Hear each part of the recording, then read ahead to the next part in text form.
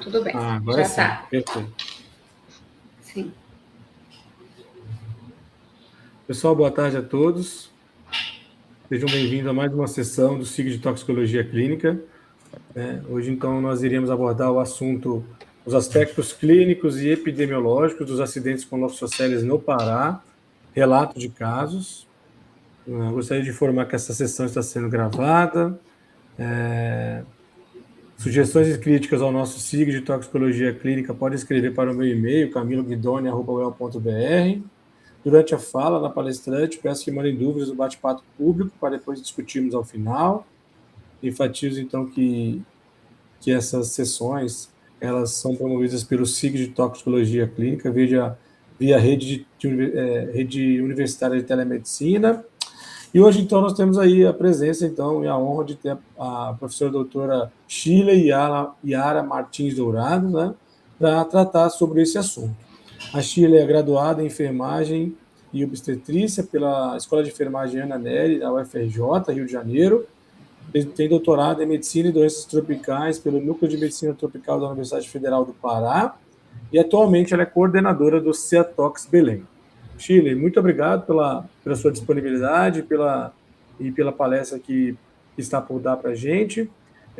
Então, você tem até 1 hora, né, de apresentação do tema, e depois a gente tem alguns 30 minutos aí para a gente fazer as discussões de dúvidas que porventura venham a ter dos palestrantes. Muito obrigado, tá?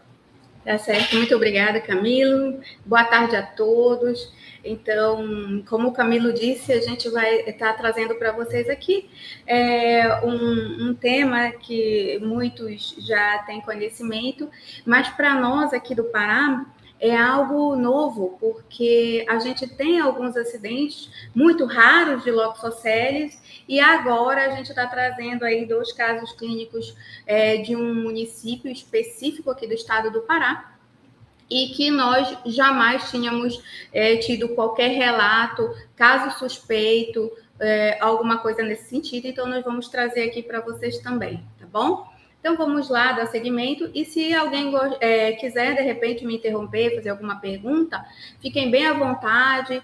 E aqui é um bate-papo, tá bem? Muito obrigada mais uma vez, Camilo, pelo convite. Espero atender, então, as expectativas de todo mundo. Vamos lá. Então, assim, eu trouxe aqui só um recorte, falando um pouquinho do que muitos já estão cansados de saber sobre a Loxosceles, que é uma aranha marrom, né? Que geralmente traz aí danos tanto locais aos tecidos e também danos também sistêmicos a partir da hemólise sistêmica. Trouxe aqui um pouquinho da morfologia, né? Que é uma aranha muito pequena, de até 3 centímetros, de cor acastanhado, um cefalotórax em formato de violino, que é uma das suas características de identificação, e 3 pares de olhos, né? O seu hábito é cianotrópico, pertence ao ambiente geralmente intracelulares, escuros e secos, geralmente encontrados atrás de armários, camas, né, sapatos, pilhas de roupas ou pilhas de madeira.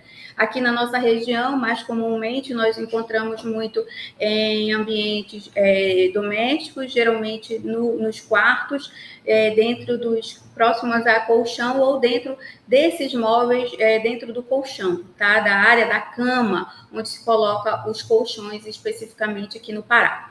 O mecanismo de picada é um animal que não é agressivo, geralmente pica pela compressão, né? Pelo contato do corpo com o animal, e aí seria mais um mecanismo de defesa mesmo.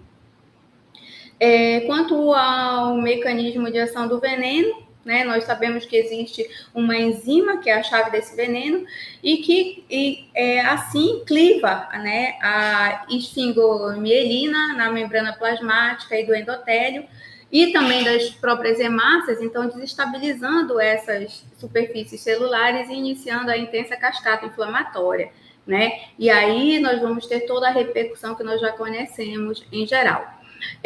Vai apresentar, então, a partir daí, uma dermatonecrose local, que é a atração massiva de neutrófilos, microtrombose vascular e uma isquemia focal. o que vai dar origem especificamente à tipicidade dessa picada, desse animal, que torna, então, a clássica placa marmórea, né? Por conta de toda essa característica da dermonecrose local. E aí, em seguida, nós podemos ter, então, a ativação do sistema complemento e da hemólise intravascular maciça, que pode gerar uma anemia aguda, icterícia, hemoglobinúria, insuficiência renal aguda, levando, então, o nosso paciente a um estado mais grave e que precisa de atenção e conduta e manejo na unidade de terapia intensiva. Bom, a evolução da lesão local, ela reconhece, então, a cronologia da lesão cutânea, que é essencial para a gente confirmar o diagnóstico a olho nu, como vocês podem ver aqui nessas imagens, né? E o que vai indicar para nós, dentro do Ciatox, a soroterapia. Então, a cronologia, ela vai, nas primeiras 24 horas, é uma picada que geralmente não tem dor, mas pode ser de algum modo dolorosa. Surge, então, uma dor em queimação progressiva, um eritema, um edema local e uma parestesia. Como vocês podem ver, essa criança, que é, inclusive, o nosso estudo de caso, ela tem aí o início, né, dessas primeiras 24 horas. E de 24 a 72 horas, a gente tem aí a fase crítica, é onde, então, a gente tem a definição e diagnóstico da placa marmórea, onde a gente vai ter aí a isquemia, a equimose e o eritema, né, aparecendo. Tendo ou não bolha e com conteúdo hemorrágico. No caso dessa nossa paciente, uma criança, ela teve a bolha de conteúdo hemorrágico, né? E entre aí 7 e 14 dias, nós vamos ter aí a formação de escara necrótica negra e uma placa aderida também, que geralmente ela precisa de remoção cirúrgica e que se não houver essa remoção cirúrgica, muitas vezes a gente não consegue fazer com que haja a nossa cicatrização, né? Do jeito que, como eu sou enfermeira, o nosso trabalho vai também ser importante na fase cicatricial desse ferimento. Então, aí, essa é uma imagem que realmente a criança cursou com toda essa caracterização e nós atendemos aqui no Ciatox dela de agosto de 2025 até janeiro de 2026. Então, vejam, foi bastante longo o nosso acompanhamento aqui no Ciatox Belém. Bom, na forma cutâneo-visceral, que é as formas mais graves, nós temos aí os sinais de alarme entre 12 e 48 horas, onde nós podemos ter aí a hemólise intravascular, que é a queda súbita da hemoglobina ou do hematócrito, né? Por isso, normalmente, o acompanhamento dos exames laboratoriais com surgimento de icterícia, né?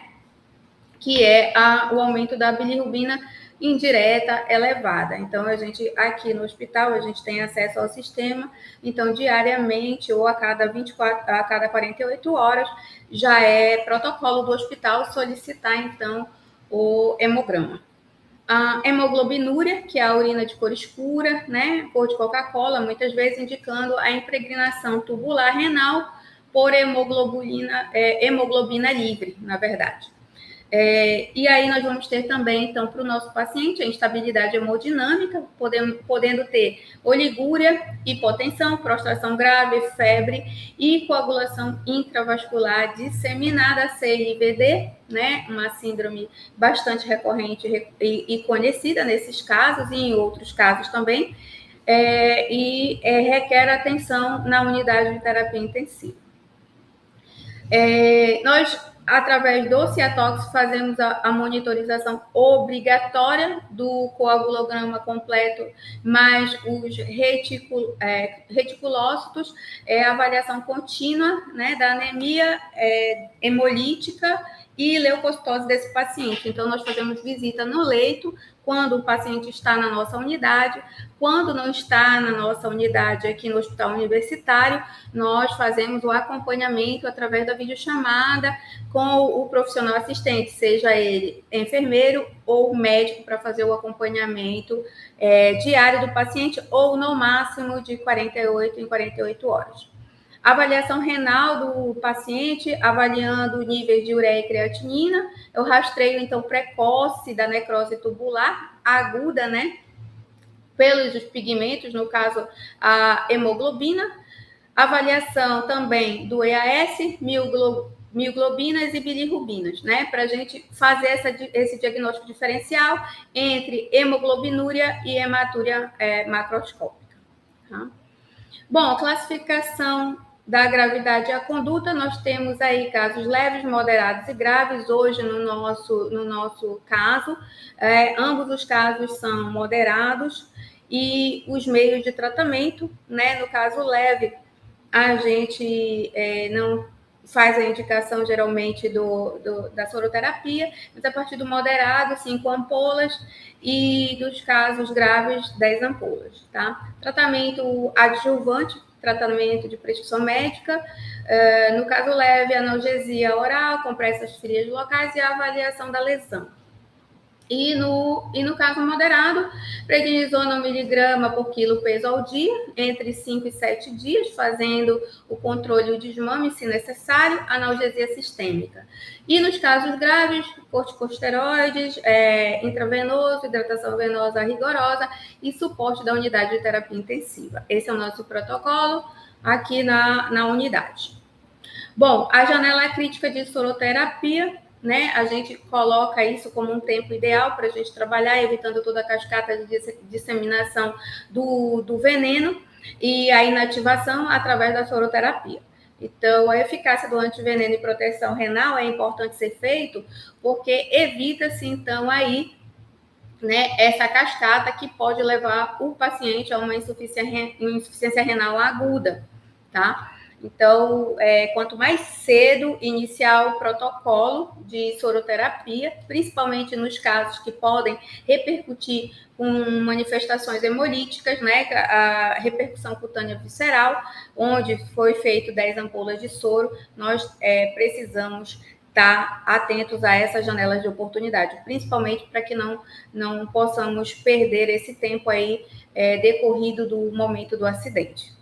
Aqui no Pará, a gente tem uma grande dificuldade, porque os nossos pacientes e a nossa questão territorial, por ser muito grande, a gente tem dificuldade que os nossos pacientes cheguem a centros mais urbanos, centros que tenham um pouco mais de recurso e que tenham acesso ao soro. Então, a gente tem algumas dificuldades nessas 48 horas. Por isso, muitas vezes, os pacientes eles evoluem com a lesão propriamente dita, tá? Outros problemas que nós podemos encontrar durante o nosso atendimento são as infecções bacterianas oportunistas, por conta da solução de continuidade da pele, que foi rompida. Então, a gente tem aí erisipelas e celulite, né? Ou outras também circunstâncias de infecções bacterianas.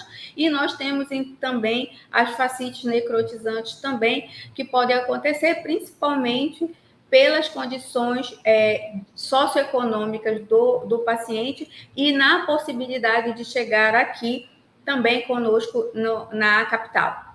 Bom, outros artrópodes que podem levar a circunstâncias que podem trazer infecções também são o herpes zoster, né, que o paciente já pode ter essa característica pregressa, e também a picada de foneutra, que também dentro dos animais peçonhentos podem levar a essa circunstância de úlceras infectadas nesse caso, tá?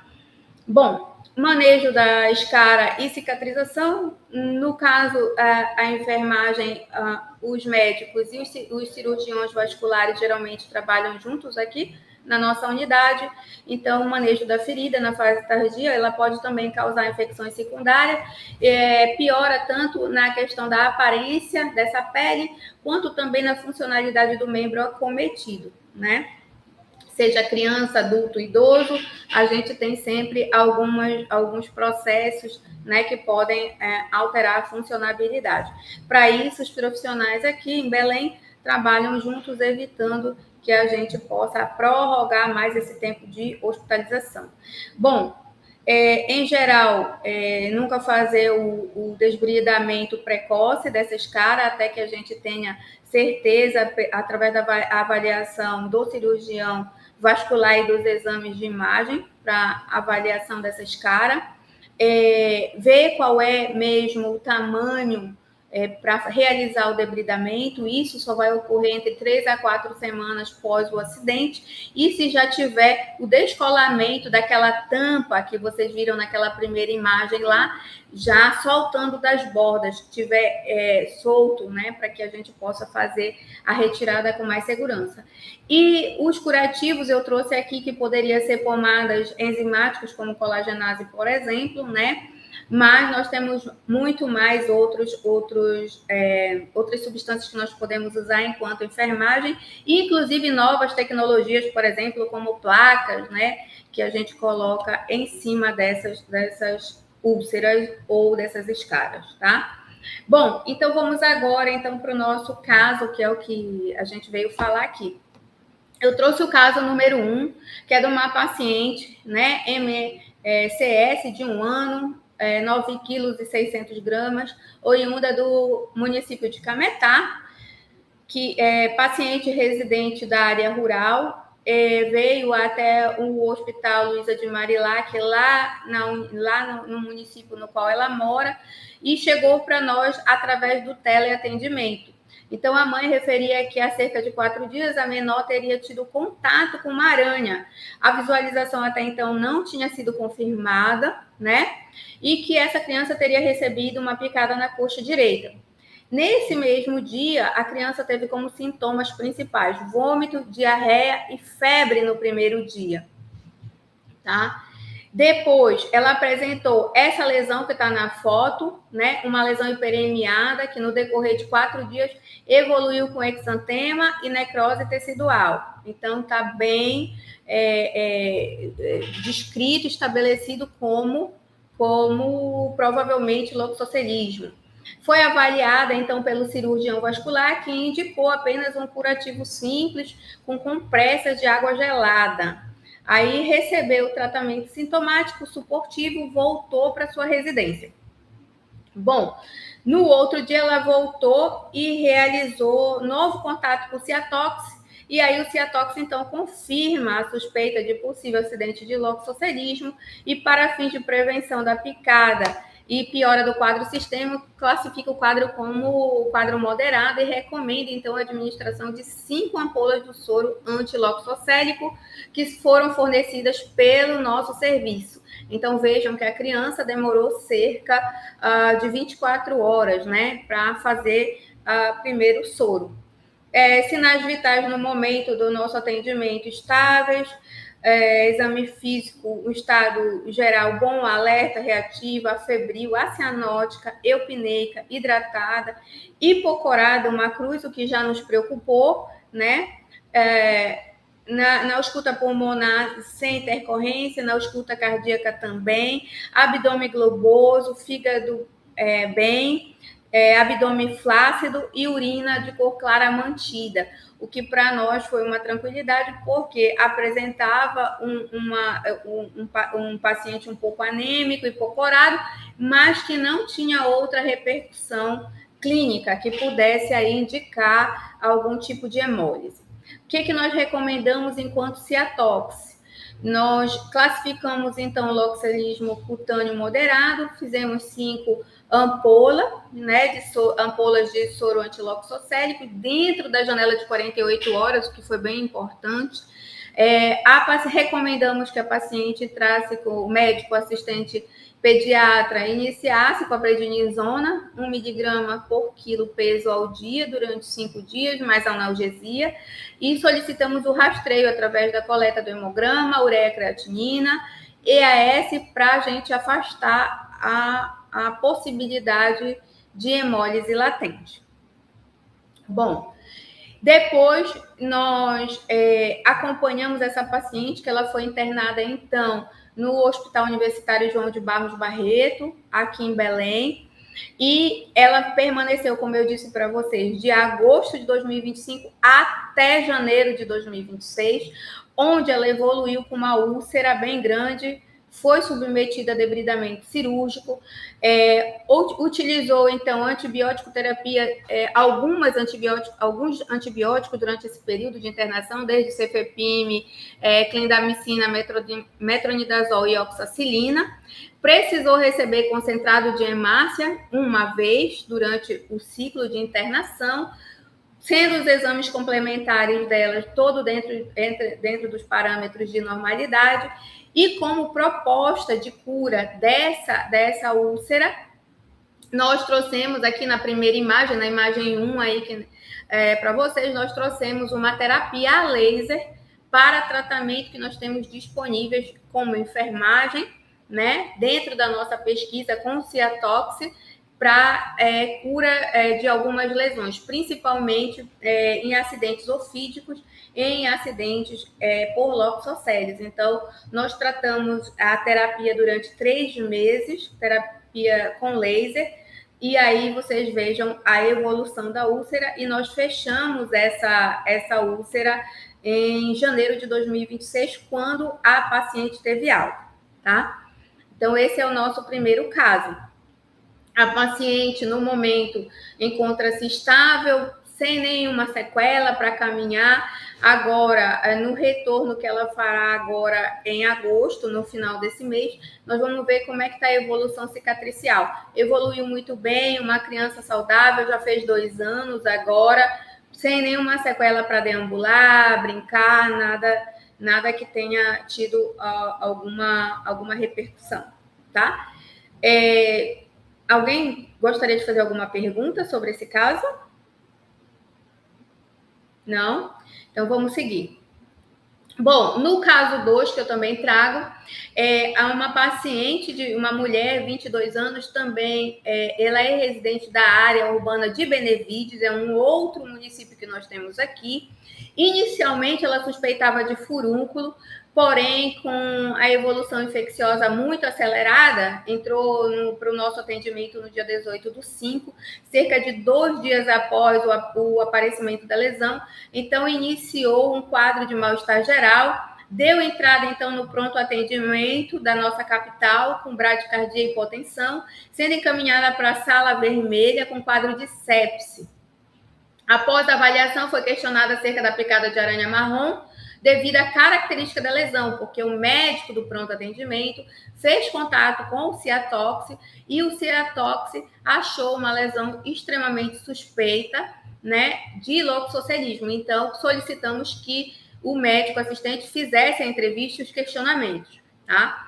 Então, com a piora rápida dessa área e a lesão propriamente dito, foi questionada e a paciente disse que esteve durante um período, antes de apresentar a lesão, na cidade de Cametá. Vejam bem, mesma cidade do caso 1, né? E praticamente no mesmo período de internação. Então, e o marido dessa paciente disse ter visualizado uma aranha de porte pequeno, diferente do que habitualmente ele vê, próximo à cama do casal, poucos dias antes do aparecimento dos sintomas. Vejam que eu disse que em Belém, as aranhas marrons costumam ser vistas no colchão ou aqui nós temos um hábito de ter camas de madeira. Então, em geral, é nesse contorno onde põe o colchão, né? Conhecido como estrado, né? Aqui na nossa região. Então, foi lá que ele visualizou essa aranha diferente, olha o relato dele, diferente do habitual, né? Próximo à cama do casal. Então, foi encaminhado então para o nosso hospital, Barros Barreto, hospital universitário, onde entrou com antibióticos, né? E sintomáticos. E aí foi evidenciado, claro, a placa marmórea, como está na imagem aqui do lado, Aos sinais vitais, ao exame físico, bom estado geral, consciente orientada, afebril, a cianótica, nictérica, eupneica em área ambiente, ausência de gânglios palpáveis, ausculta pulmonar ok, ausculta cardíaca também, abdômen flácido, indolor, sem visceromegalia, e nos membros inferiores aí a gente tem a úlcera, né? Na região da perna esquerda, na região interna da perna esquerda, caracterizada por placa marmórea, né? Realizada, então, hemocultura, onde não houve crescimento bacteriano, todos os exames delas estavam ok, principalmente hematócrito estavam ok, então, nesse momento, não suspeitamos de hemólise. Na imagem do Doppler do dia 25 de 5 de 2025, nós não tivemos nenhuma alteração anatômica ou hemodinâmica, né? Toda a rede vascular dos membros inferiores estava adequada, com fluxo arterial, tanto arterial femoral como laminar, também adequados. E a conduta recomendada, então, pelo Ciatox foi classificar eloxocelismo cutâneo moderado, mantendo 5 ampolas do soro antiloxocélico ainda dentro da janela das 48 horas, porque ela chegou imediatamente aqui, porque o médico fez contato conosco. Solicitamos, então, rastreio através da coleta de hemograma dentro do nosso protocolo de atendimento, ureia, creatinina e EAS, para também afastar a hipótese de hemólise latente. Então, está bem caracterizada aí a placa marmórea nesse momento, ainda lá no pronto atendimento, foi estabelecido o diagnóstico inicial, e quando ela chegou aqui no hospital universitário, nós realmente confirmamos o caso. A conduta realizada para paciente foi de tratamento, né, curativo. Ela passou por debridamento cirúrgico. Utilizamos placa de curativo, porque realmente era uma lesão muito grande nessa coxa. E aí nós fizemos, enquanto enfermagem, trabalho com a placa. E depois, a partir desse debridamento, nós iniciamos também a laser terapia, tá? Com os parâmetros indicados para cada caso é um parâmetro indicado, e antibiótico terapia acompanhada como tratamento adjuvante, vancomicina, cefepime, tá? Ceftriaxona, que ela iniciou também lá no pronto atendimento, e a associação da clindamicina. Precisou receber concentrado de hemácias também, porque depois evoluiu com uma queda, né, na quantidade de hemácia. E os complementos, os exames complementares, nós estamos com 100% de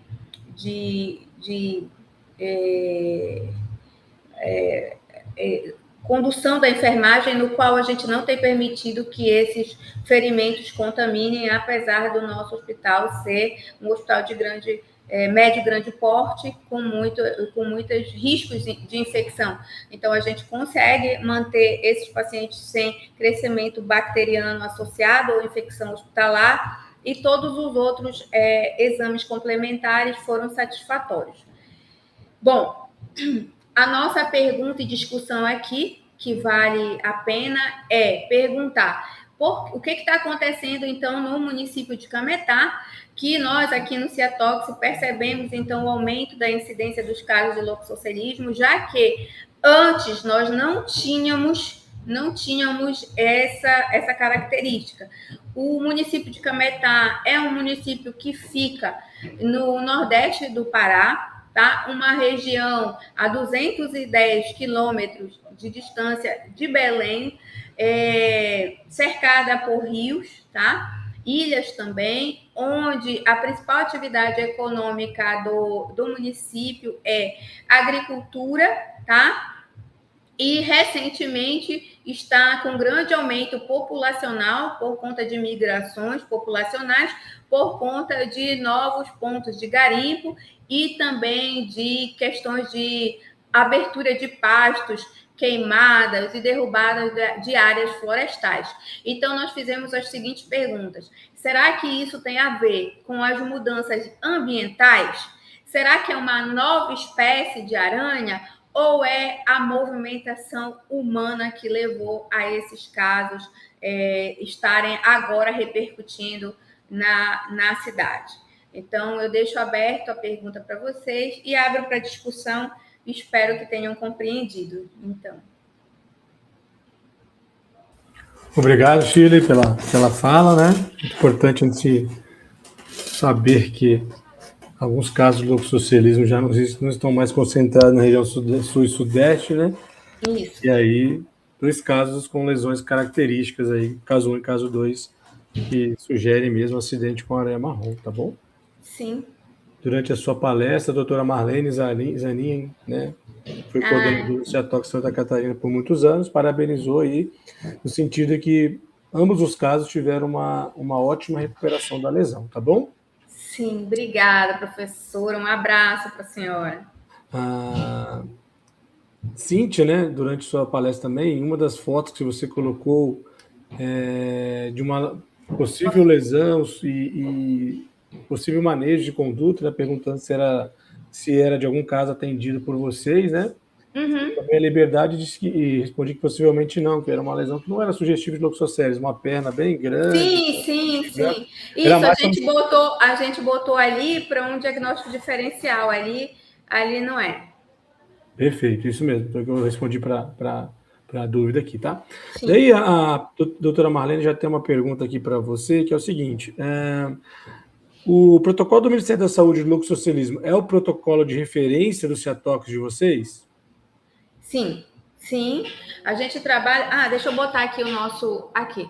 Então, eu coloquei aqui na nossa referências, tá? Que a gente trabalha, a gente tem 2 manuais aqui, que é o nosso manual próprio que a doutora Marlene até conhece, doutor Pardal também, doutora Apolônia Gadelha, que é o nosso manual do dia a dia, junto com o protocolo do Ministério da Saúde também. Que a gente está atualizando ele agora, né, dentro do nosso, que houveram algumas mudanças e a gente está atualizando ele, mas é o que basicamente a gente trabalha aqui. Legal, então se eu puder ajudar e colaborar, já que vocês vão atualizar, né, Shirley? No seu slide que você coloca lá as formas de tratamento, né? Coloca lá que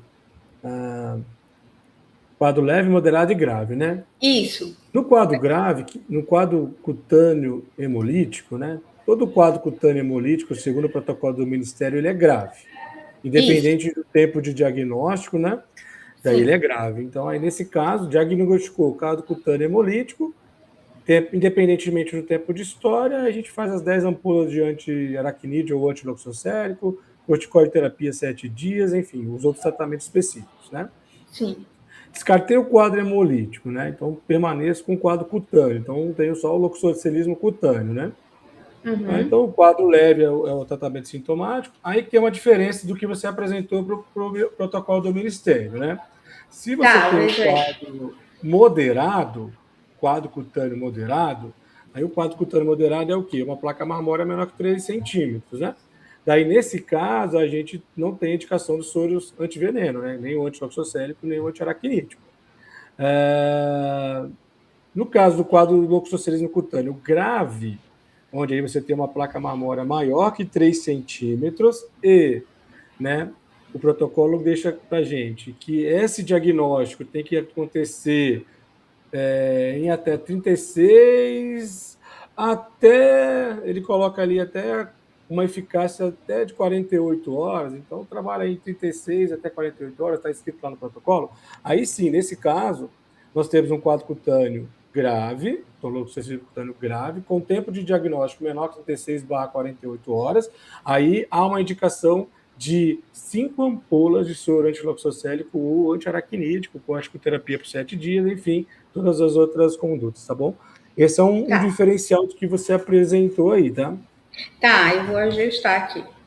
Então, sugiro aí, se vocês vão fazer essa revisão, ajustar, porque aí o quadro da criança e o quadro da adulta, né?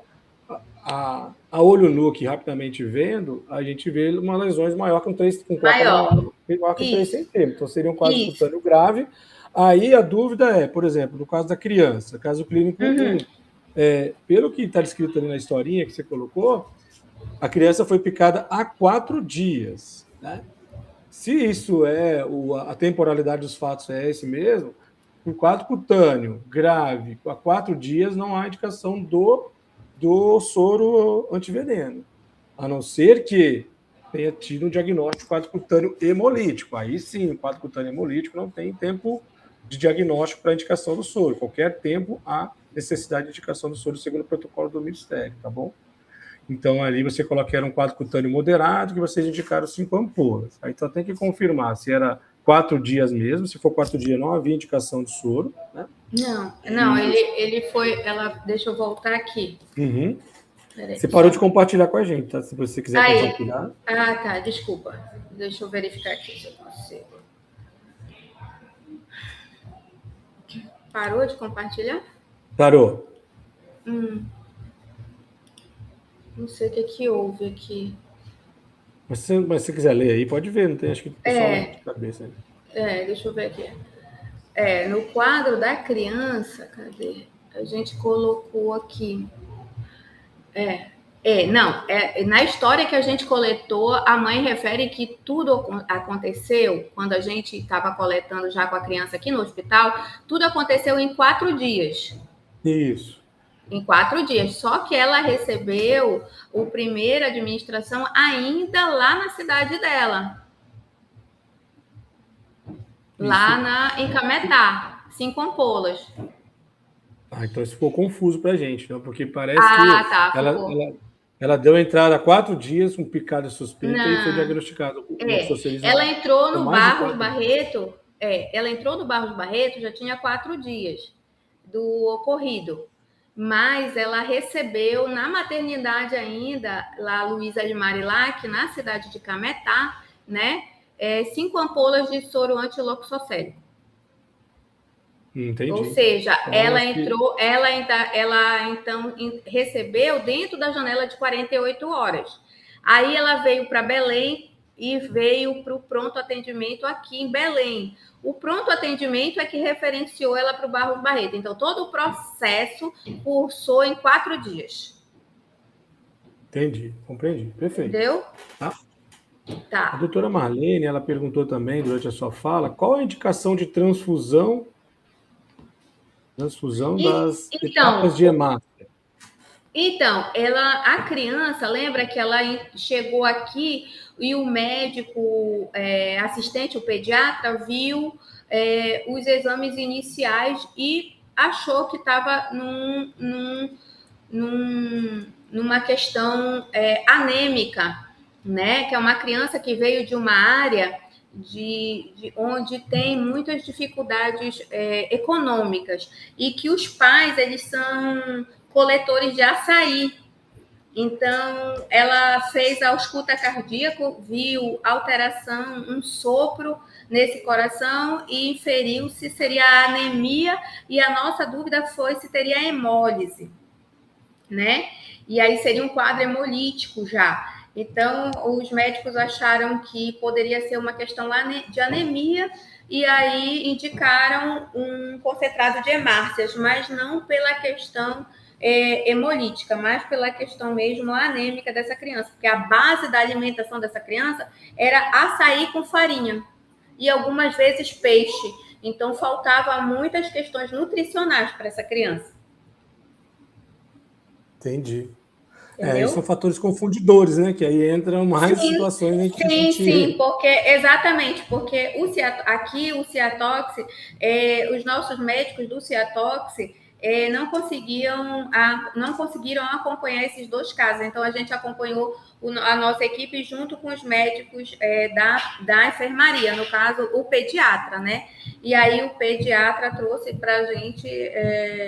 essa informação, e o que nos confundiu inicialmente, porque a gente achava que poderia ser uma questão mais da hemólise mesmo, mas eles chegaram à conclusão que seria pela questão nutricional. Entendi. Obrigado pela resposta. São 2 casos bem interessantes que vocês atenderam aí. Acho que vocês podem se preparar Do que? Pode Eu queria ser, dizer né? para vocês, mas... Isso, e o que a gente está preocupado é porque especificamente Cametá, né?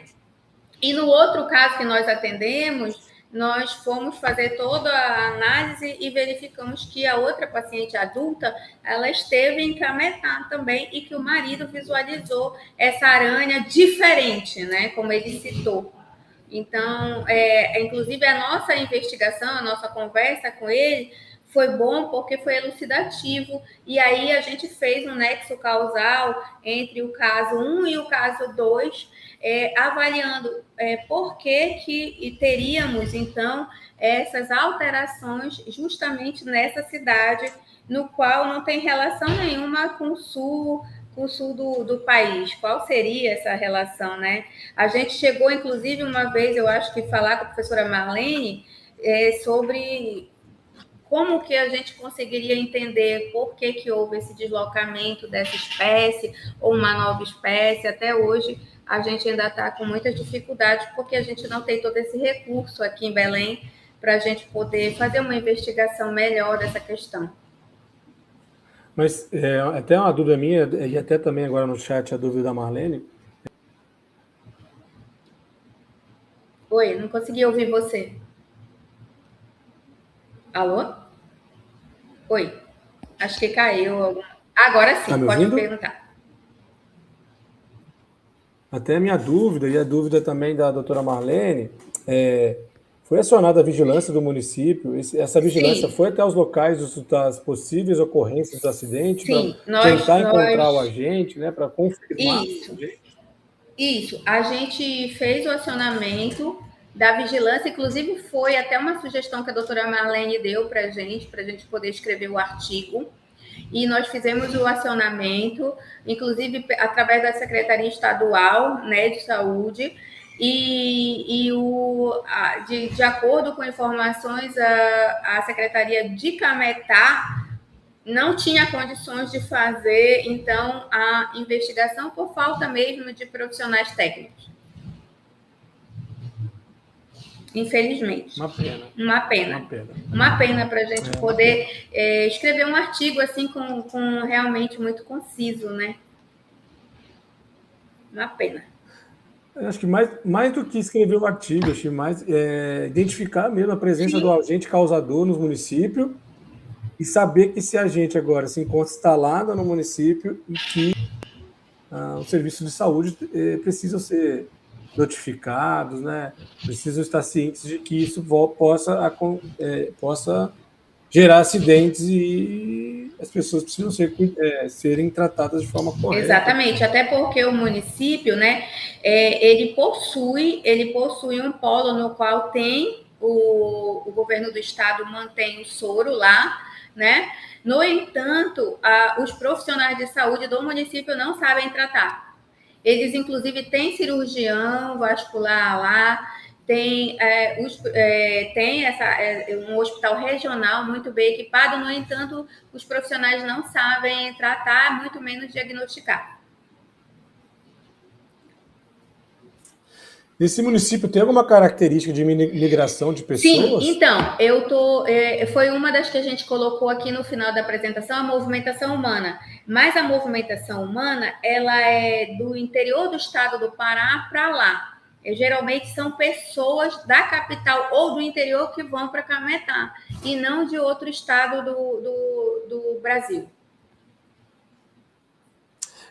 Qual foi o tempo entre o acidente, entre o primeiro caso 1 e o caso 2, a temporalidade? Foi bem próximo do outro. Um foi, deixa eu ver aqui, o da criança, que é a Mirella, ela foi em agosto, e a da Beatriz foi final de maio, já início de junho. Legal. A gente discute tudo isso, né, Chile? É importante esclarecer, por exemplo, aqui no Paraná, né? Londrina, né, é uma cidade em que não havia presença da Loxosceles, aranha marrom. Curitiba, né, é conhecida como a cidade, né, com o maior caso de acidente com aranha marrom no mundo, né? E que estão presentes aqui no Paraná. Então, nós, Londrina, não tínhamos a presença do agente. Então, os residentes de Londrina, quando tiveram acidente, não foi no município de Londrina, foram em municípios distantes daqui, né? Então, viajavam para Curitiba, tomava picada lá, voltava e desenvolvia a lesão. Agora, né, com essa movimentação urbana, né, movimentação de pessoas, então, hoje a areia marrom, ela foi identificada, então, foi encontrada exemplares da areia marrom na cidade de Londrina. Então, hoje, com o trabalho da vigilância, né, por isso que é importante o trabalho da vigilância, nós já estamos cientes, então, que em breve Londrina passa a ser também um município em que a possibilidade de acidente com a espécie da areia marrom vai acontecer, tá? Infelizmente. Então, por isso que é importante esses trabalhos de vigilância, né? Porque, como a Marlene colocou, né? Caminhão de mudança, na mala de viajante, então as pessoas que vêm lá do norte, vêm passear aqui no sul, tal, eles deslocam esses animais involuntariamente, na maioria das vezes, né? E carregam consigo esses animais. Tá? Então, no nosso caso aqui, a gente se preocupa, porque nós não temos casos de loxoscelismo em Belém, na capital.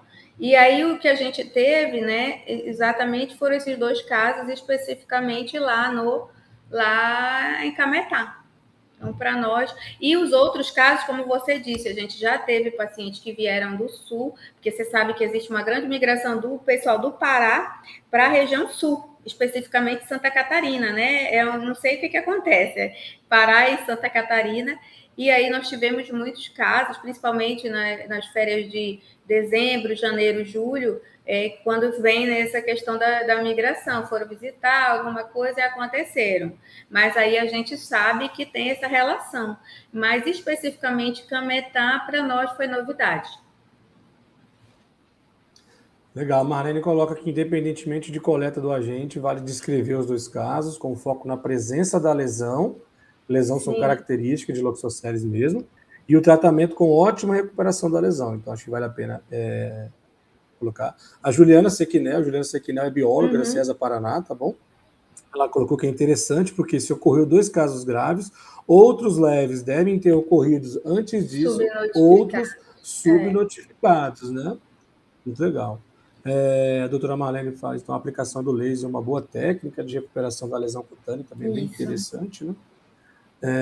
Enfim, acho que a temática, ela é bem interessante, né? E como tem essa aranha, ela vai se deslocando aí a nível Tá certo, nacional, então, tá? muito obrigada. E a gente agora está realmente descrevendo os casos. Uma pena que a gente não tenha outros apoios, mas a gente está descrevendo. Já fizemos aí 2 artigos e estamos esperando o retorno. Vamos ver. A doutora Sayonara, né, lá de Campo Grande, ela fala que em Campina Grande, desculpa, também não tínhamos casos, nos últimos anos temos registro. Ó. Aqui é a Loxosceles amazônica, é uma espécie ainda pouco estudada e com ampla distribuição geográfica no norte, nordeste e centro-oeste do Brasil. Praticamente a identificação através da clínica. Uma nova espécie, provavelmente aí, e que está gostando muito Legal. da região de Cametá. É muito interessante essa integração Ciatox e vigilância, é muito importante para o menor manejo, tanto do atendimento, quanto também da possibilidade de prevenção, etc. E tal, tá? Inclusive vai ser tema do mestrado de uma colega lá da área, né? Então, isso talvez seja interessante para a questão da vigilância e prevenção, né? Na questão da população. Perfeito. Deixa eu ver, a Sandra está digitando aqui, tá, Sheila? Tá. Vamos ver se... Da Sandra. Tá. Estou vendo aqui. Obrigado, parabéns. Nada, obrigada, gente. Então tá, Sheila tem um compromisso agora, né? Sheila, então, novamente, muito obrigado pela disponibilidade, por trazer essas ocorrências aí no Pará de loxoscelismo. Porque interessante aqui o que a gente tem muito é serpente, coisas diferentes assim. Isso. Tá certo. Muito obrigado Obrigada, novamente, tá gente. Muito obrigada. Eu gostaria, então... De nada. Eu gostaria, então, de comunicar a todos, né, que nosso próximo SIG, no dia 4 de setembro, tá? A gente tem aí, então, Datatox e BI Datatox, um elo entre a informação e a saúde pública, né? E vamos ter a presença aí de Maria Luísa Sá, né? Vinculado lá a pesquisadora especialista do Ciatox de Campina Grande, junto com a Sayonara ali, tá bom? Obrigado a todos pela presença. Um feliz Dia dos Pais aí no domingo. E nos vemos aí no dia 4 de setembro. Certo. Obrigada, gente. Tchau, tchau. Obrigada, Camila. Obrigado, Tchau, Shirley. tchau. Tchau, tchau. Obrigado a todos pela presença. Mário, obrigado pelo apoio Obrigada, técnico, hein? Mário. Tchau, tchau.